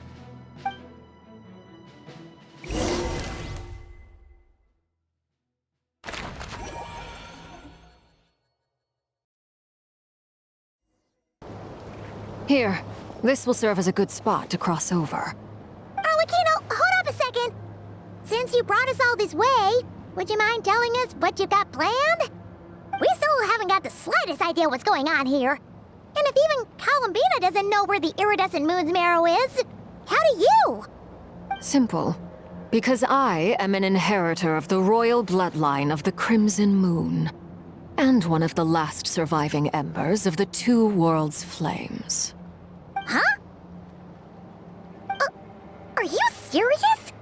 As in, you're a descendant of that Crimson Moon dynasty we were just talking about? The one from ancient Conria? Your surprise is understandable. I was also taken aback when I first learned of it. But the more I thought about it, the more I realized the signs had been there all along. When I was young, I discovered I could wield a very special kind of fire. It coursed like blood through my veins and smoldered away inside my nerves. What's more, whenever I experienced strong bursts of emotion or drew too deeply on this power, it was like some kind of presence within the fire would begin to gnaw away at me, consuming me from the inside out. Exactly. That is why my hands are like this, too. At first, I saw it only as a curse, but once I became a harbinger, the jester apprised me of the truth. Together with my own investigations, over the past few years, there are several things that I have gradually come to understand. For instance, take the so-called Crimson Moon. In truth, it is nothing more than the shattered remnants of the Iridescent Moon, fused with the Abyss to prolong its lifespan. Since this blood flame was bestowed upon me by the Crimson Moon, it is a fusion of the Iridescent Moon's former power and the corruption of the Abyss. You all understand the nature of the Abyss well enough. I draw upon its power, and in return, it hungers for my soul. This strange blackness is the mark of corruption it has left behind. If I recall correctly, you once told me that if the corruption ever made it to your heart, you'd become a completely different person. Yes, and that's the reason I'm always careful not to push my power too far. It's essentially a never-ending tug of war. Whew. Sounds intense. Anyway, the rest of my story can wait. Is there anything else about the Crimson Moon or the Iridescent Moon that you're unclear about? Paimon has a question. So, the Crimson Moon that the Carians used to worship was actually the Iridescent Moon, right? Which was one of the three Moon Sisters.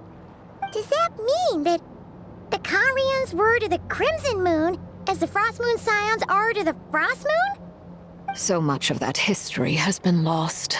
We have no way of knowing exactly what they were like. But I would suspect that the Conrians weren't as devout in their moon worship as it might appear. The Iridescent Moon's remains simply served as their link to the Abyss.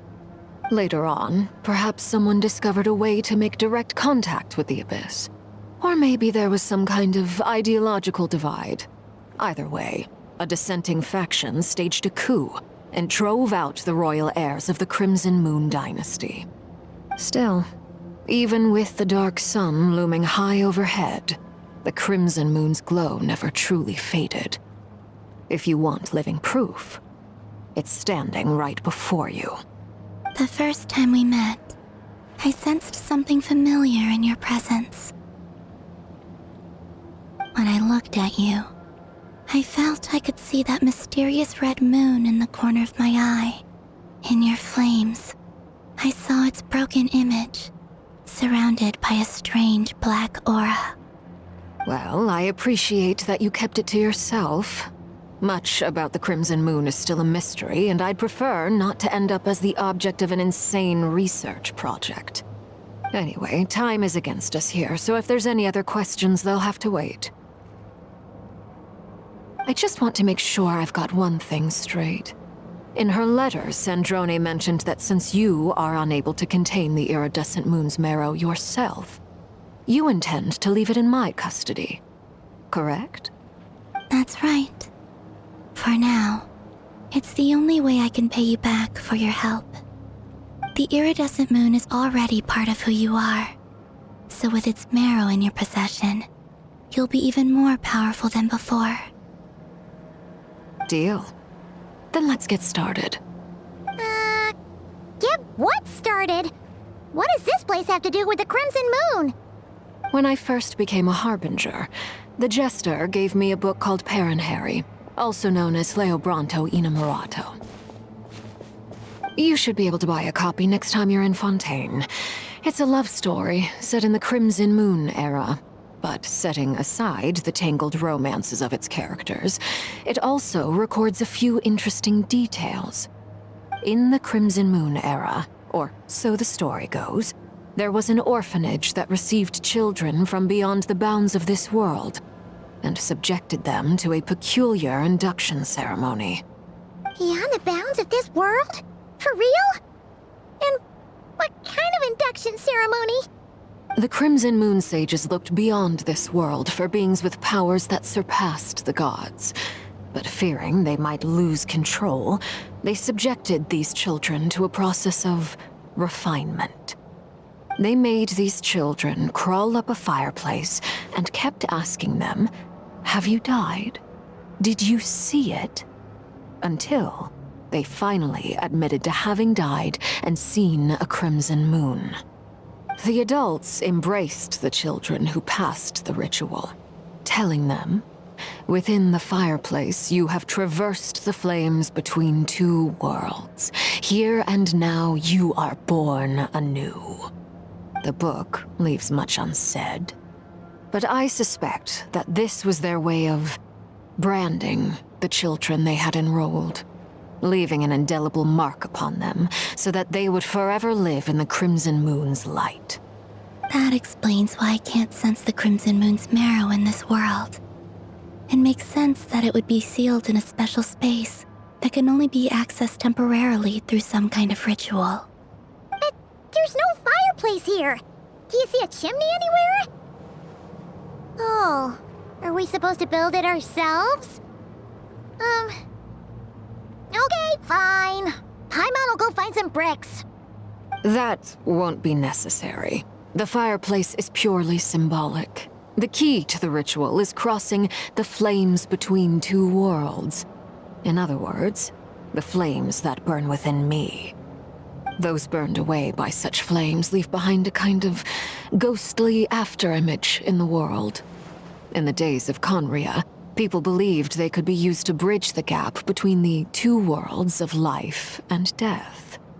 In short, I can open a passage to that space for you. That's the easy part. The catch is I'll need to stay on this side to keep the passage open, so I won't be able to come with you. Once you're inside, you'll have to find your own way.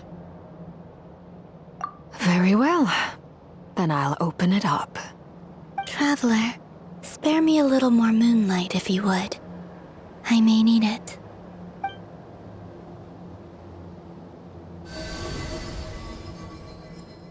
Thank you. I feel like I've recovered some of my strength now. It should be enough to move us across short distances and confront whatever dangers might await.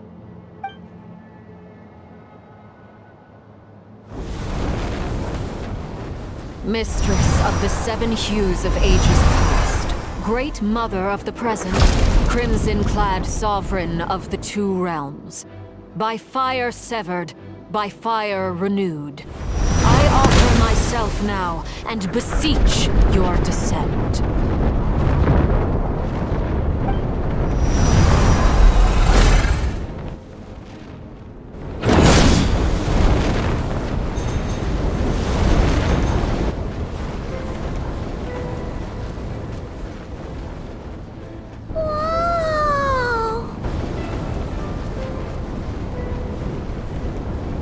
One word of advice. As you're crossing over, no matter what voices you hear, do not answer. Got it. I sense a sinister gloom inside, but also the familiar light of the moon. I feel that I am about to meet an old friend who has changed beyond all recognition. All right, let's go. Seismic changes often begin with small windows of opportunity. This could be your window.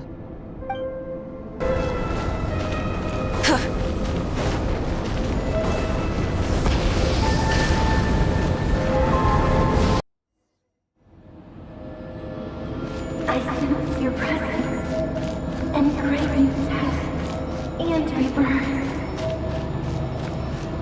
Wait,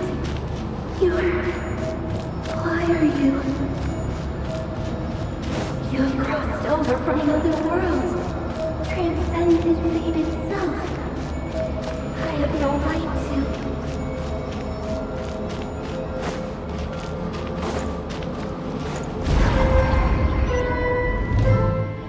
Hey! Look up at the sky! A red moon! This must be the spot, right? Is that the abyss? It's practically filled the entire place! What now? What a tragic sight. Fragments of your broken body, seized by the abyss, and hung up aloft like mummified remains. Iridescent moon. Was this truly what you wished for?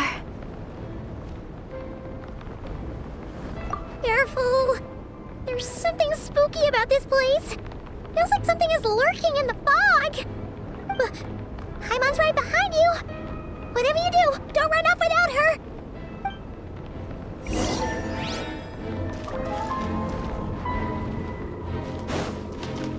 By the way, Columbina, didn't you tell us that the iridescent moon had shattered into pieces? The moon up there looks pretty whole to Paimon.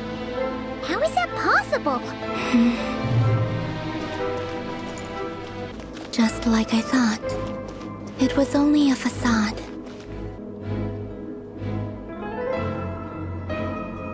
Huh?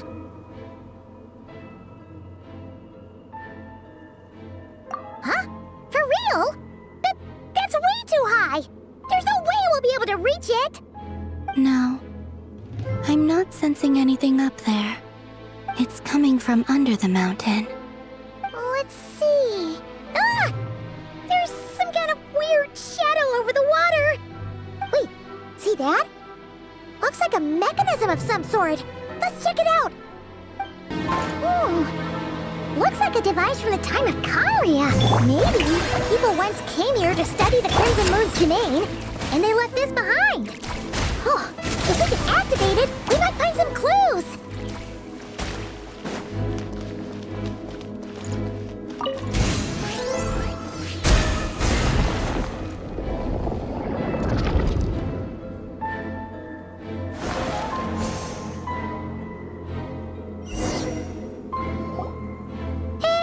Look at that!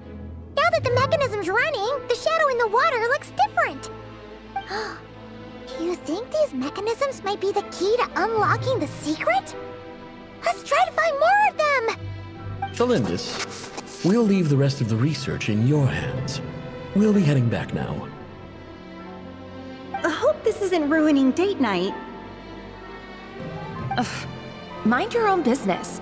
Just leave me some snacks on the table. Tholindis? Is that Rerir's girlfriend? How come we're hearing her voice here? Oh yeah! So, do you think she was studying this strange space all along? The abyss has made this space extremely unstable. Maybe that's why some of the things she said and did were preserved here. Like echoes.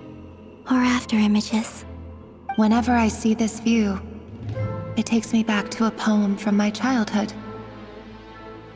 Waning moon, oh lifeless damsel, weeping on the mountain crest. Mourning still in wistful tone, her fragile soul now laid to rest. For me, of all people, to be here investigating the mysteries of the Crimson Moon space, is it a coincidence or something more? Oh, looks like the Abyss has messed up this mechanism. We need to find a way to get it working again. Let's see if there are any other devices nearby.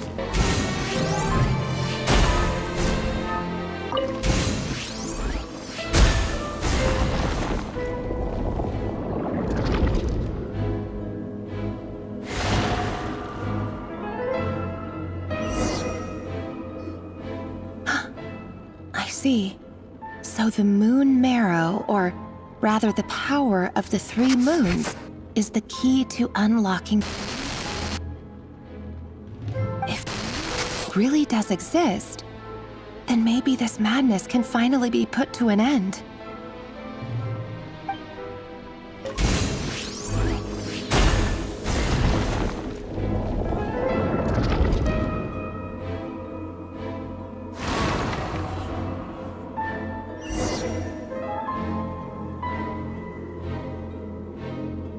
With the Abyss inhibitors in place, I should be able to access the chamber with the Moon Marrow. Oh, Rerir, with every step you take, you're drifting further from what you truly desire. But you're not the root of the problem. Ever since that outsider set foot in Conria, the Vinster King has sunken deeper into madness. If only I could get my hands on that outsider.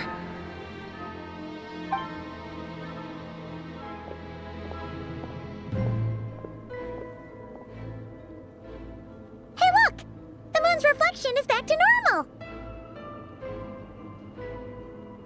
Tholindis' voice mentioned a chamber with the Moon Marrow. Do you think maybe it's hidden in the moon's reflection? It must be. For within it, I sense the fragile aura of a dying soul. Then there's no time to lose! Let's go! That must be the Iridescent Moon's Marrow! Oh, we'll need to destroy these things before we can reach it! Hang in there! We're so close! Incinerate!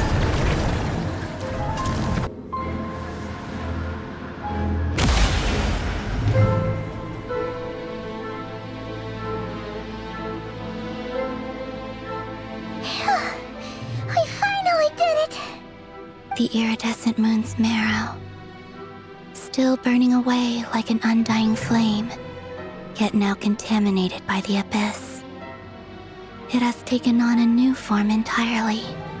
If we can purify the abyssal power within, we should be able to obtain its untainted essence.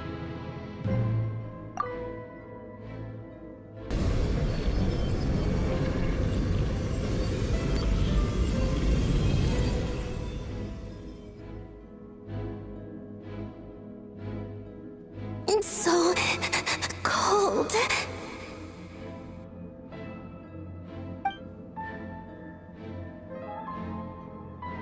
Is it you? Are you here? Huh? Are you talking to us? At long last, I can see you once more. Our fates have crossed, and I am finally free. I'm sorry, I lied to you. Even knowing what was to come, I still couldn't let go of the fear in my heart as death drew near. The moment the moon shattered, my body began to split apart piece by piece. Like I was being cut into pieces by 1,000 blunt blades. My thoughts scattered as the cold crept in. But I could not bear to fade away like that. Tell me, what was it that brought you to us all that time ago? If only I had possessed your courage, then I might have been spared this torment more painful than death. You look so puzzled. That's how I felt too, when I first saw you. But trust me when I say that everything happens for a reason. Farewell, Hypo.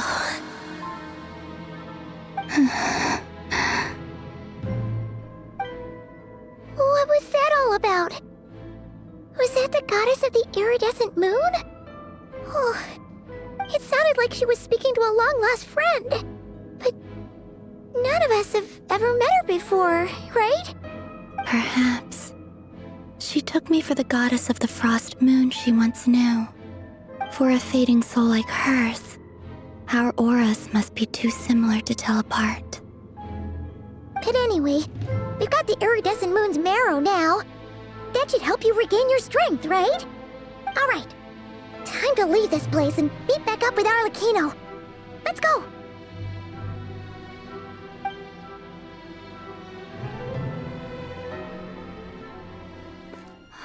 That's odd. This place looks different than when we came in. Waning moon, oh lifeless damsel. Oh.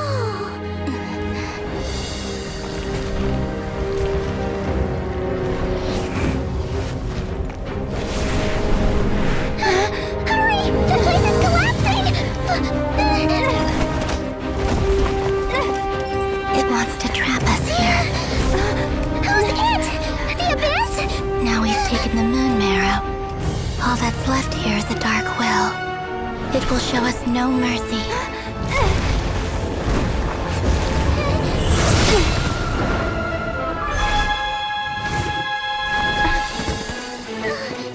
Give it back! The crimson moons! My marrow! My heart!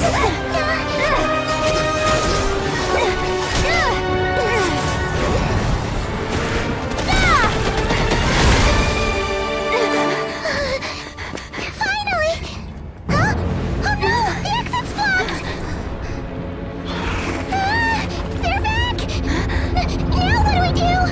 This is where you fall. Witness my rise.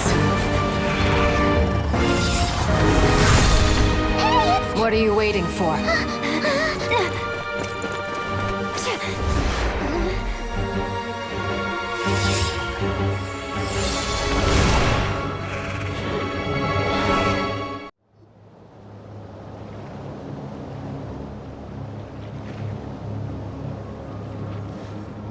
Oh, we made it!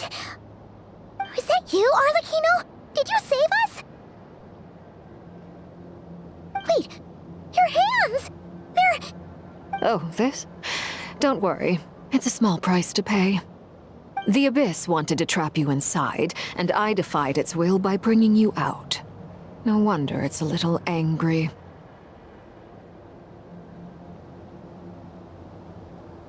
No. I have paid the price, albeit a small one, and it cannot be undone. My hands have already fused with the Abyss. Purification would simply destroy whatever's left of them. But surely... Oh, we're so sorry, Arlecchino. Paimon can't believe you'd make a sacrifice like this for us. As much as I'd like to call it a favor, the truth is I was simply holding up my end of the deal. Well, Columbina. Yes, you did your part. And as promised, I will leave the iridescent moon's marrow in your care. From this day forth, may the two worlds' flames burn ever more brightly.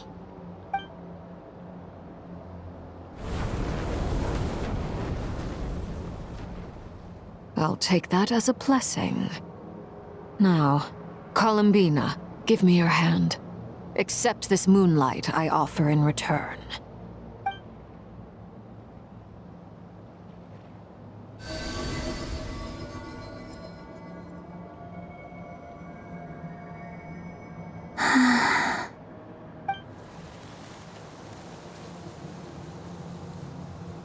Feeling stronger?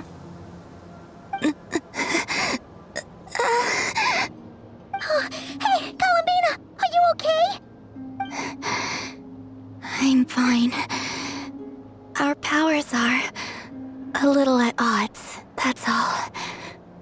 By the Frost Moon's authority alone, wielding the power of the other moons was always going to be a stretch. Still, I think it's fair to say that your strength has returned, at least to the level it was at as Third Harbinger. It's still not enough. There's no way I can hope to challenge Rerir like this.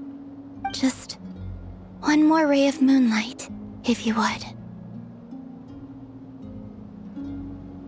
It's okay. I can take it.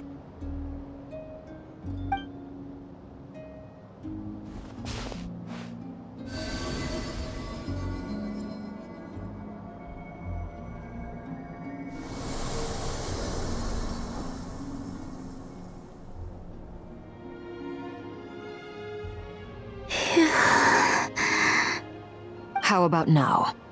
Fighting fit? At the very least, I won't have to stay hidden like before. I want to see him gone from nodkrai. The Rerir of Solnari and his wild hunt must be sent back where they belong. Well, it's good to have something to aim for. You certainly seem more alive now than you did earlier. When I first met you, you didn't strike me as a ray of moonlight. More like a wisp of fog drifting in from who knows where, ready to scatter at the first sign of a breeze. But now, you're full of vitality. Just like the Frost Moon, once the brightest of them all. May you keep shining, Columbina. This is who you are. Thank you. Look after yourself too, Arlecchino. I know you have plans of your own, and that's why you're always seeking to grow stronger. But whatever you're after, don't let the Abyss take a hold of you. I do not wish to see you go down the same path as Rerir. I appreciate the concern, Columbina. Although perhaps it's time you took a new name. A new name? Kutar, the Moon Maiden, Columbina, they're nothing more than code names. They describe who she is and the roles she's played, but they're not her real name. We often use code names in the House of the Hearth, too. But it's knowing your real name that keeps you grounded. Up till now, you've been living a wandering life, so you've probably never really cared. All I'll say is this. Once you've defeated Rerir, give it some thought. All right, that's it from me. I'll get you back safely first, then go meet up with Sandrone. You're the best!